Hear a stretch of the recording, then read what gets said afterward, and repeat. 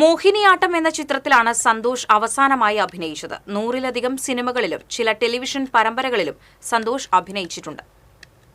1960 November 12 തിരുവനന്തപുരത്താണ് സന്തോഷിന്റെ ജനനം. 1982 PG Vishwambharan സംവിധാനം ചെയ്ത ഇതു ഞങ്ങളുടെ കഥ എന്ന സിനിമയിലൂടെയാണ് സന്തോഷ് അഭിനയ രംഗത്തേക്കെത്തുന്നത്. ഏപ്രിൽ 18 ഇവിടെ തുടങ്ങുന്നു എന്നീ സിനിമകളിലെ വില്ലൻ വേഷങ്ങൾ ശ്രദ്ധിക്കപ്പെട്ടതോടെ തിരക്കുള്ള നടനായി മാറി. 1985 18ഓളം സിനിമകളിൽ സന്തോഷ് അഭിനയിച്ചു. കൊതിതീരും വരെ, ഇത് നല്ല തമാശ എന്ന സിനിമകളിലെ നായകവേഷങ്ങളും ഇതിനിടയിൽ ചെയ്തു.